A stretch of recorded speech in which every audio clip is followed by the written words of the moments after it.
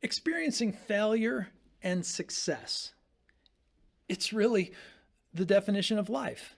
And getting a grip on life is what we're all about. And when it comes to experiencing failure and finding success, I like people who have actually experienced failure and found success. I'll listen to those stories all day long. And the good news is that is the basic message of the last section of the old part of the Bible, the prophets, and the writings. We'll get to that too. But the prophets have a message of judgment and hope that is really a message of failure and success, experiencing failure and where to find success. And so the prophets of the old part of the Bible, I like to consider them like the brave hearts of the Bible, home of the brave kind of stuff. These are guys who loved God, they loved their country, and they loved their people, and they worked very hard at uniting people. That's the work of the prophets. And getting a grip on judgment and hope is the work of the prophets, and how we can get a grip so we don't go insane.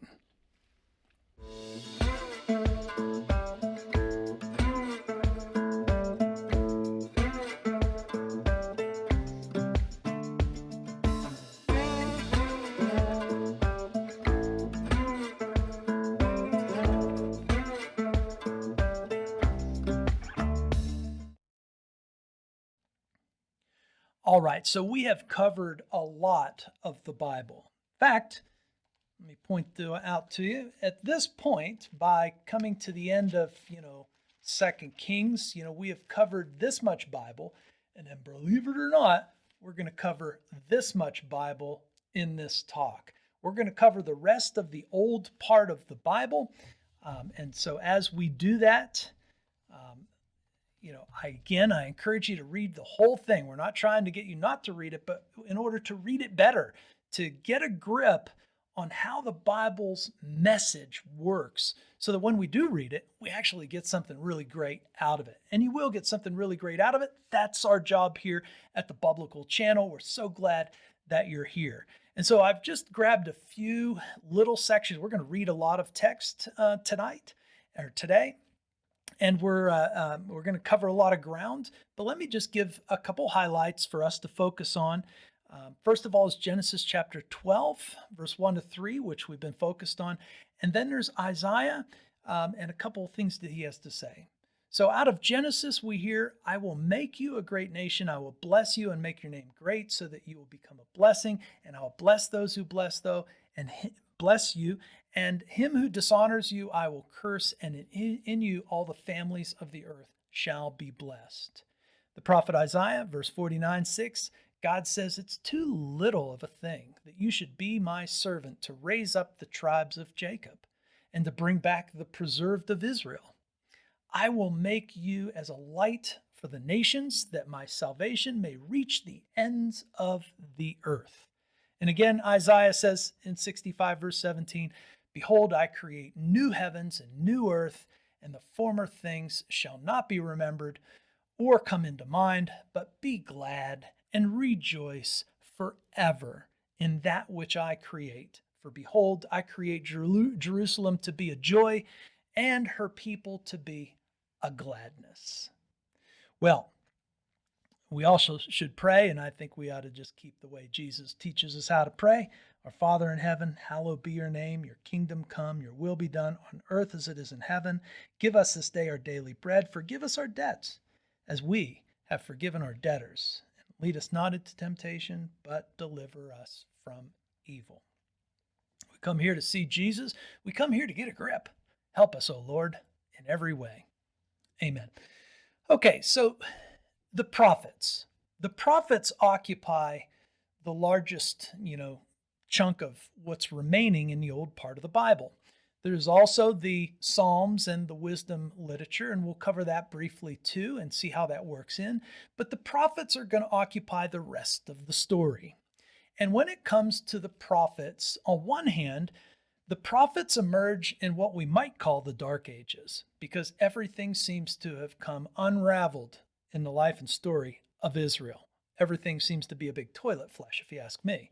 Now, the other way that we can see it is that these guys are some of the most enlightened guys, bringing some of the most enlightened words that the world has ever seen. I mean, seriously, if we're supposed to take Homer seriously and read the Odyssey and the Iliad, I have no idea why we wouldn't want to read Isaiah and Jeremiah and Ezekiel.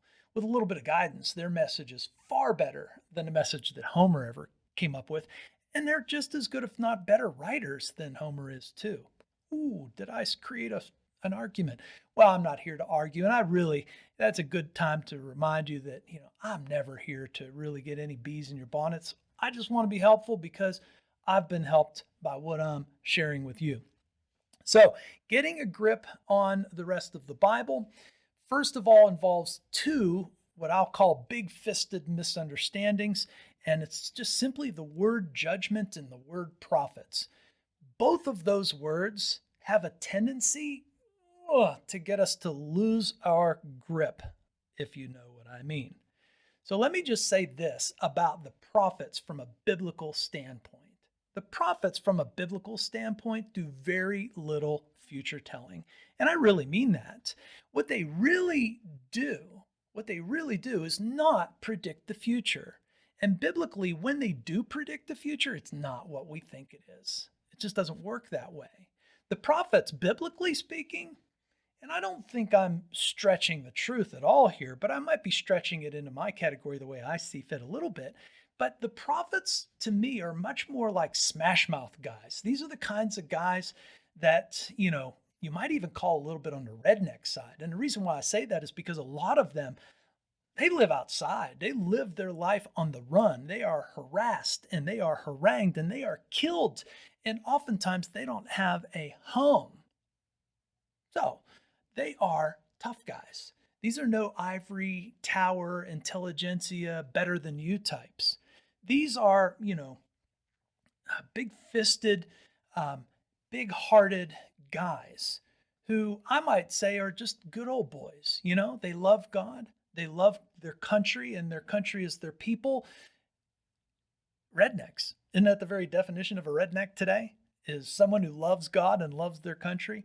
Well, anywho, the good old boys, the prophets of the old part of the Bible, are really in the business or the game of reloading God's promise. And yes, they have their eye firmly fixed on the promise that really is the index for the Bible, or the benchmark text for the whole Bible, and that's Genesis chapter 12, verse 1 to 3, which we've already read.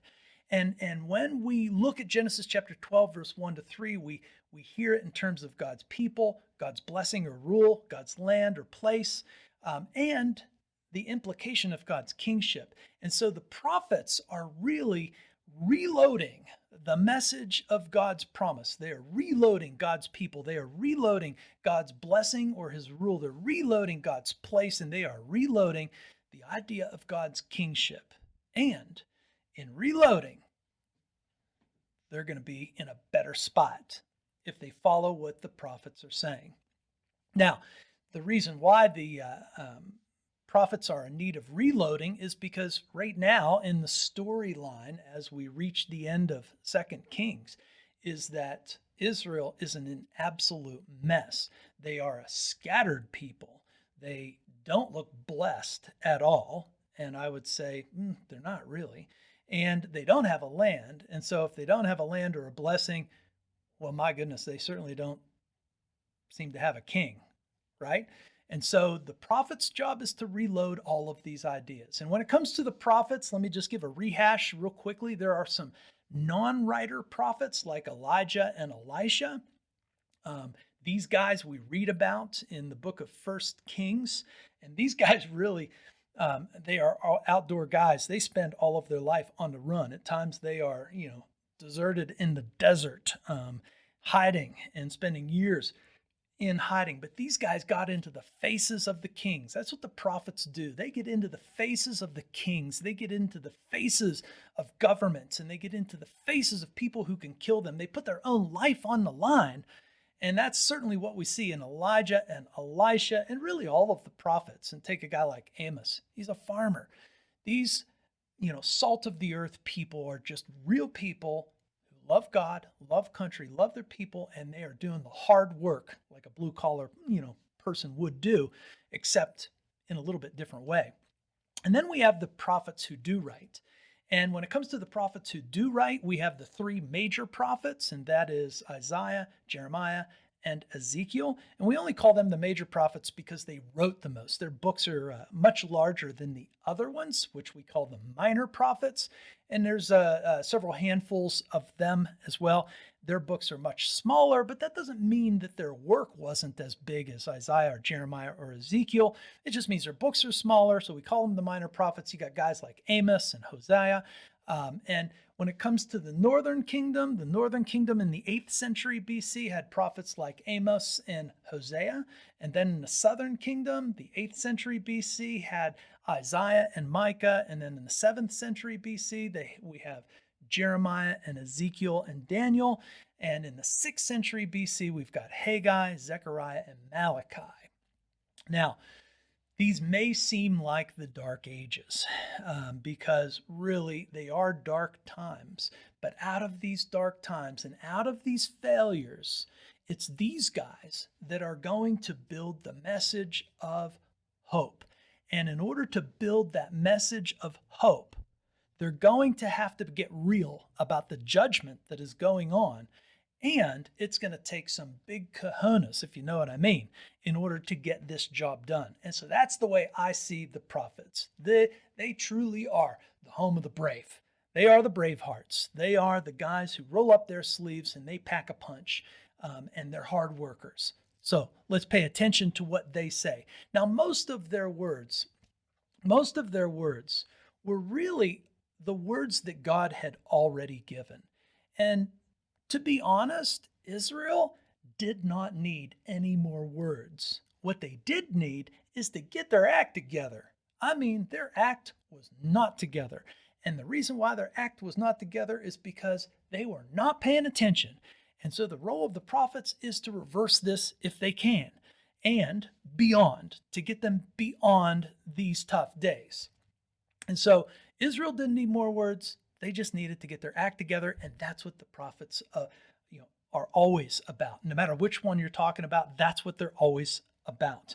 And so you got a guy like Elijah who's very typical. He is exhausted. This is tiresome work. He is rejected every time he turns around. Somebody else is trying to kill him, and he reaches his own dark moment. And this is a guy that absolutely loves God, loves his country, loves his promises, loves his people. He's a patriot through and through, this Elijah.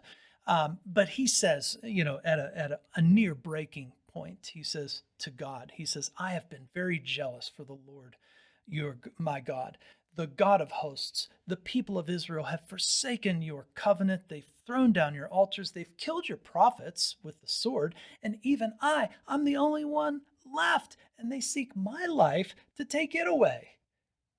In 1 Kings chapter 19, verse 18, God actually speaks to Elijah, and he says, I will leave 7,000 in Israel. All the knees have not bowed to the other gods, nor has every mouth kissed the other gods. Basically, God is saying to Elijah, calm down. I've got this, buddy. Get yourself together. We've got some work to do, but this is your work. I know where you are. Everything's going to be okay. And Elijah responds real great. And we don't have time to tell the rest of Elijah's story, but I'll leave you to that. But all of the prophets have what I call two punches in their message, and that is the message of judgment and the message of hope. Okay? So the first big, or the second big-fisted misunderstanding that we have is not only with the word prophet, but also with the word judgment. It tends to send the hair on the back of our necks up. We tend to get all, edgy, so to speak, when this word comes up. And so we have to get a biblical grip on what it really does sound like to be a prophet speaking judgment to the people of Israel. And basically, the message of all the prophets, or the work of all of the prophets, sounded very similar. If you read all of them, you'll come away with a very similar vibe. And the very similar vibe is this: Hey, Israel, it's crying time. Moses told you, the other prophets have told you, I'm telling you, and now it's that time. It's that time. If you turn away from God, He's going to send you into exile. He's going to judge you. If you continue to live this way, God's judgment is coming. That's the way they talked. They're saying, hey, the exile is coming. And they also had a message that says, hey, and when the exile comes, don't get all smarty pants. Don't get all smarty pants and say God is punishing you unfairly. No, God is punishing you just the way He said He would. He gave you so much advanced warning on all of this. He gave you plenty of insight into this. It's on you. It's not on God. And don't even think for a second to say that your God is less powerful than the other gods of the nations who are now beating you up. No, that is not what's going on.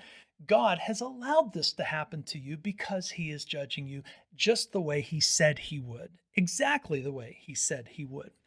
And don't think for a second that God doesn't love you anymore.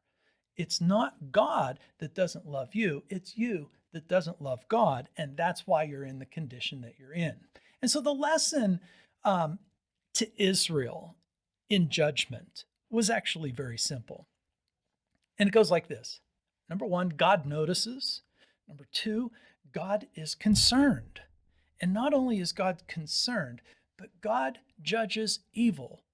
You can't be surprised, even if it's you.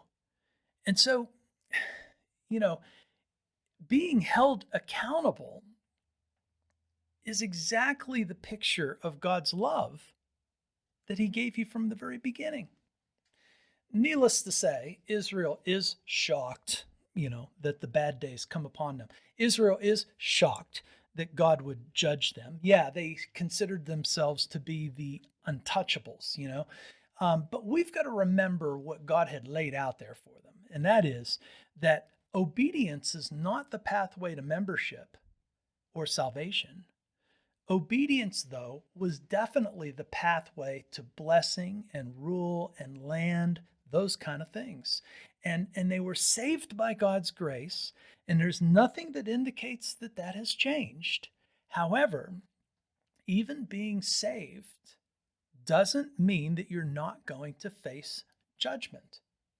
God judges evil, and you've gotten yourself involved in evil, and so you cannot be surprised, which is, I think, just the most practical of lessons out of the judgment message is that there are real consequences for your behavior in this world. You can't think otherwise.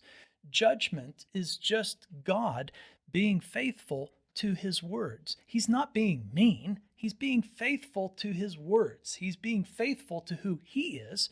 And it's you and on you that judgment becomes. So biblical judgment, when it comes to biblical judgment, there are three parts to biblical judgment. Number one is death. We all die. And that's part of our judgment. It's part of the way that God limits the evils that do go on in this world. And that brings us to the second part of biblical judgment. There are going to be times you're not going to be able to tell, but you can always look back and tell when God does intervene to put limitations on evil. But for the most part, God is going to let evil run its course.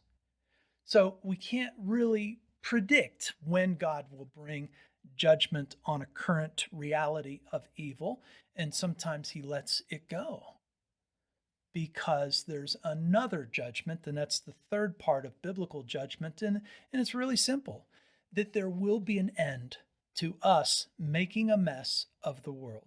There is a judgment, a final judgment that's in the future. It's in your future, it's in my future, it's in everybody's future. It's for reals.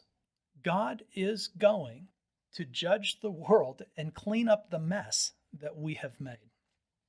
And so that's really how the Bible stays focused on the idea of judgment. It really doesn't slip anywhere different than that. But the idea of judgment it just makes people insane. You have to admit. Bring up the idea of judgment, people will say immediately, "Don't judge me," and they will go, to whining and crying very quickly, and God all of a sudden becomes a big meanie if you bring up the idea of judgment. I would say this, that on one hand, the word judgment makes people seemingly go insane. But I will propose to you that the biblical idea of just judgment is actually sane. It's not only sane, but it keeps us from going insane because it's built on that understanding that God will put a final end to the messes, that there is a final accountability that all of us have to live up to. And that should make us sane, not insane, because the world that we live in is so full of injustice, is so full of evils, that it's an insanity to hope that there is no judgment. It's actually a very sane thing that we practice in our everyday life, that we want in our everyday life. We want evil to be judged. What we don't like is when God says, you are going to be judged. You are going to face a judgment. And God understands that, and God is saving you and willing to save you. The problem is not on his end. The problem is on our end because God is providing the way out. God is providing salvation by his grace. God is providing all of this. There's no need for us to panic. In fact, the very idea of judgment makes me sane. It makes me feel better, not worse. Well, anyhow, judgment is not the only message of the prophets. Hope is too. And it's probably the larger portion of the prophet's message, which makes their writing so sweet and so dear and so tender and so good. I mean, when it comes to writings to hold on to, some of the things the prophets say about hope, you don't want to miss it. And so that's the second punch that the prophets have. Judgment, yeah, but hope. The hope is meant to really knock us out in a good way.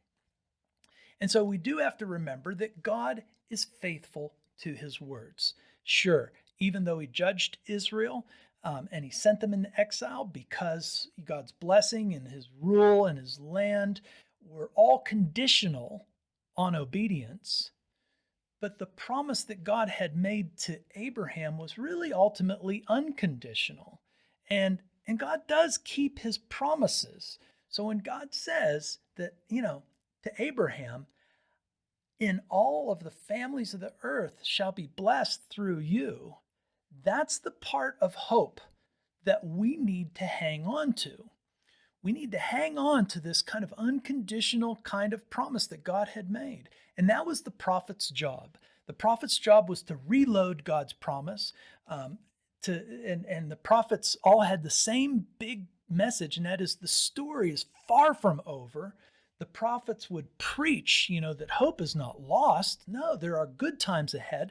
There are good times that are going to roll here. This is all still salvageable, even though the dark times are upon us. Even though failure is all around us, there is hope, and that hope will lead us to successes. Yes. And so that the prophets preach a new Exodus. They preach a new promise. They preach a new nation, a new Jerusalem, a new temple, a new king, and even a new creation. And so the days of the prophets are rebuilding days or reloading days. And God is going to move his promise beyond Israel. That's also a huge part of the prophet's message. There is hope beyond Israel. And he is still committed to that promise that he made, that promise of God's people, God's blessing and rule, and God's place and God's kingship. And so that combo punch of the prophets, judgment and hope, is really reloading, and it's all about reloading, and it's all about God's promises that are beyond Israel. And so God's people is a major part of the message of the prophets. God's people is not a concept that's gone away. It's actually gotten bigger. And so I think the first message, of hope that Israel needed to hear is that not is all Israel was rebellious. God is very much aware, just like he told Elijah, that he would, there would be 7,000 that were, part of the remnant or a smaller group, just like Elijah, that were, there for him. That it wasn't just Elijah. The people of Israel also heard through the prophet Isaiah chapter 10, verse 20, from God, that in that day the remnant of Israel and the survivors of the house of Jacob will no more lean on him who struck them, but will lean on the Lord, the Holy One of Israel. In truth, a remnant will return, the remnant of Jacob, to the mighty God. Okay, so there is a remnant. There is still a faithful group in Israel. God has not lost track of them even for a second. But the thing is that the nations, the peoples of the earth, need to be included. So that's why the promise has to be reloaded. God says through the prophet Isaiah again, chapter 49, verse 6, God says, "It's too little of a thing that you would be my servant to raise up the tribes of Jacob, to bring back the preserved of Israel.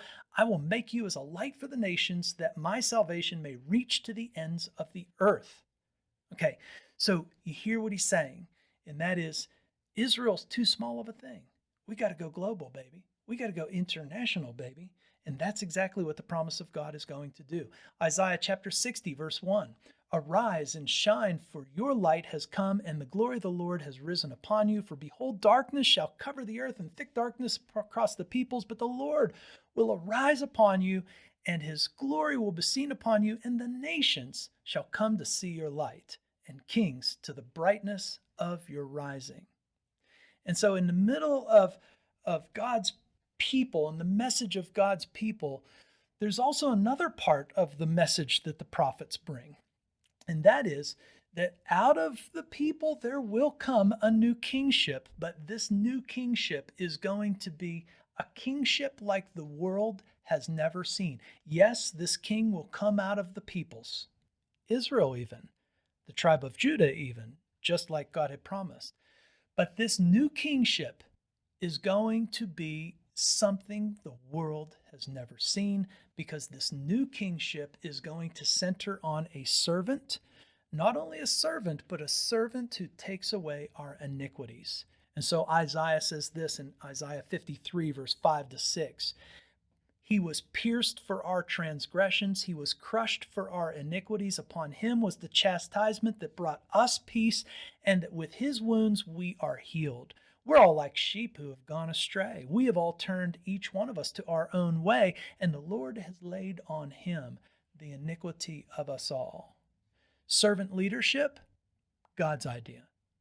We didn't invent that. If you've been to a clever business conference talking about servant leadership, remember, it's God who invented the idea of servant leadership. And ultimately, the king that's going to come out of the people this time is going to be a servant leader. And not only is he a servant leader, but he is going to lead by taking our iniquities on himself. Our stripes will go onto his back. Do you get the picture? God has not lost track of the fact that we need a kingship that will deal with evil once and for all. Well, anyhow, the message of the prophets, and this is what it sounds like when the prophets turn to the future. It's not like, information that you're going to go to the casino with. This is the kind of information to look for and to see how God is going to continue to develop his plan. And remember, this is 700 years before Jesus comes onto the scene that we hear these words. Yeah, we know about Jesus now, and we may understand those words now, but Isaiah said this is the kind of kingship that God is going to be bringing in this world. So anyhow, God's place is also a prominent theme throughout the prophets, and God's place, his temple and this new temple, a new Jerusalem, is picked up on by the prophet Ezekiel. But it becomes clear if you read the book of Ezekiel, it becomes very clear that this new temple and this new Jerusalem is simply so grand and so magnificent that it couldn't be in a place in this world. We're going to need a whole recreation of the world in order to have this new kind of temple and this new kind of Jerusalem. And so look for a recreation, which the prophet Isaiah picks up on as well. He says, his message from God is, behold, I create new heavens and new earth. The former things shall not be remembered or come into mind. Be glad, rejoice forever in that which I create. For behold, I create Jerusalem to be a joy, and her people to be a gladness. God's blessing and rule is also, the backdrop of the prophets. And God's blessing or his rule takes the shape in language concerning a new covenant, a new promise. But that doesn't mean that the old was in some way bad or faulty. No, it had served its purpose. It did exactly what God wanted it to do for the season that it was. But something bigger and something new is definitely coming and needed. I like the way Jesus talked about it in terms of his audience that were, still focused on just the little plan of God with Israel, thinking that God would return back to that little plan. And Jesus himself said, put it in this term. He said, you know what? You would never take new wine and put it in old wineskins because it would simply burst the old wineskins. I don't know if you know anything about fermentation or wine, but he's absolutely right. An old wineskin has already been stretched. It served its purpose. You're going to need a new wineskin for new wine. So I like Jesus saying the same exact thing that the prophets are saying, and that is the blessing or the rule that God is after here is far bigger than anything we see in the life of Israel, although, it's still the same basic components. Jeremiah says in chapter 31, verse 31, behold, the days are coming, declares the Lord, when I make a new covenant with the house of Israel and the house of Judah. And what we really need is that unconditional covenant. We need a covenant of permanence. That's what's really needed. The covenant that God had in mind whenever he spoke to Abraham, in you all of the families of the earth shall be blessed. And so the real target of this blessing or this rule, this covenant, this promise of God, the real target of God's rule and blessing is your heart and your mind. And not only that, but God doesn't need to live close to us. God actually needs to live in us. And that is exactly what Ezekiel is talking about in chapter 36, verse 26. I will give you a new heart and a new spirit, and I will put within you, and I will remove the heart of stone from your flesh and give you a real heart of flesh. And I will put my spirit within you and cause you to walk in my statutes and be careful to obey my rules. The prophet Joel also spoke like this. I will pour out my spirit on all flesh. Your sons and daughters shall prophesy. Your old men shall dream dreams, and your young men shall see visions. Even on the male and female servants in those days, I will pour out my spirit. Big time. There's a new kingship coming. Remember 2 Samuel chapter 7 when God, through the prophet Nathan, had told David, you're not the one. You're not the one, but one of your sons will be. Isaiah also picks up on this a few hundred years after David, and he says, the prophet Isaiah says in chapter 9, verse 6, for to us a child is born, to us a son is given, and the government shall be upon his shoulder, and his name shall be called Wonderful Counselor, Mighty God, Everlasting Father, Prince of Peace. Of the increase of his government and of peace there will be no end, and on the throne of David and over his kingdom, to establish it and uphold it with justice and righteousness from this time forth and forevermore. The zeal of the Lord of hosts will do this. The prophet Daniel also picks up on this new kingship that's on the horizon when he says, I had a vision last night. Behold, the clouds of heaven, there came one like a son of man, which is just a human being. And he came to the Ancient of Days, which is God, and he was presented before him. And to him was given dominion and glory and a kingdom that all peoples, all nations, and all languages should serve him. His dominion is an everlasting dominion which shall not pass away, and his kingdom one that shall not be destroyed. Once again, Daniel is several hundred years before Jesus, saying this is what you should be looking forward to. And when you think about it, we can look back on it now and we can say, wow, well, that's kind of, Jesus is one like a son of man. He really was a human being at one point in time, 2,000 years ago. but he sees this one like a son of man going before the Ancient of Days, and the Ancient of Days gives him the whole kingdom. He gives him everything. And then it becomes hard to work out. Is this God? Is the Son of Man God? It sure does seem like it, because it seems like God gives him everything. And in order to be given everything by God, you'd have to be God. I think there's something to that. And really, God's big, hairy, audacious blessing is all about getting everything back to where it belongs. That's the biblical story. God is in the business of getting everything back where it belongs. That's his big, hairy, audacious blessing. Amos, the prophet, picks up on this. He says, "Behold, the days are coming, declares the Lord, that when the plowman shall overtake the reaper, the treader of grapes on him who sows seed, the mountains shall drip sweet wine, and the hills will flow with it. I'll restore the fortunes of my people Israel. They will rebuild the ruined cities and inhabit them. They shall plant vineyards and drink their wine, and they shall make gardens and eat their fruit." But really and honestly, all of this is going to go beyond Israel. And that is what the prophets consistently keep coming back to, that God is moving beyond Israel.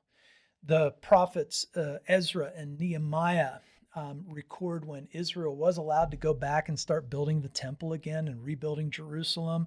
And a lot of people thought that, wow, this is it. This is what God meant. And Ezra records for us these important words. "But many of priests and Levites and heads of fathers' houses and old men who had seen the first house wept with a loud voice when they saw the foundation of this house being laid, though many shouted aloud for joy." Truth is, it was smaller than Solomon's temple. Truth is, the presence of God did not return to it. The truth is that people's hearts still sucked. So much so that you needed new prophets like Haggai and Zechariah with the message of judgment and hope to remind these people too that God's plan was not about rebuilding the literal Israel, but a promise that was going to go way outside of Israel's reach. And so the old part of the Bible ends in two different ways. Way back when, I had told you that the old part of the Bible was organized two different ways. The first way was when, in the Hebrew, which is the original, and the Hebrew text actually ends with the book of Second Chronicles. So if you read the end of Second Chronicles, you have this message at the end: the exile, it's going to end. Don't worry. Keep your chin up. Keep looking forward. Keep focused on God's hope. But if you look at the Greek reorganization of the text that happened several hundred years or a few hundred years before Jesus comes onto the scene, the Greek text puts Malachi's words at the very end. And Malachi's words, he's a prophet, Malachi's words are this: "Behold, I send my messenger. He will prepare the way before me, and the Lord whom you seek will suddenly come to his temple, and a messenger of the covenant in whom you delight. Behold, he is coming, says the Lord of hosts." So, the old part of the Bible ends with what appears to be dark days, the Dark Ages, but it also ends with this tremendous sense of enlightenment. It ends with this tremendous sense of God's promise going big time, that it's going to far exceed anything that God had ever done with the little tiny nation of Israel, which looks like an utter disaster and utter failure. And in that, you can definitely go in and experience failure and judgment and get a clear understanding of how God's judgment and failure work in this world, that God's judgment comes upon the evils of this world, and that this world is chock full of evils that need God's judgment.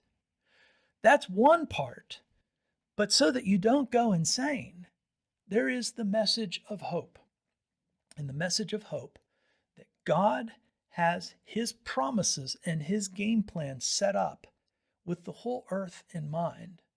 And because of this, you can rejoice and be glad in that.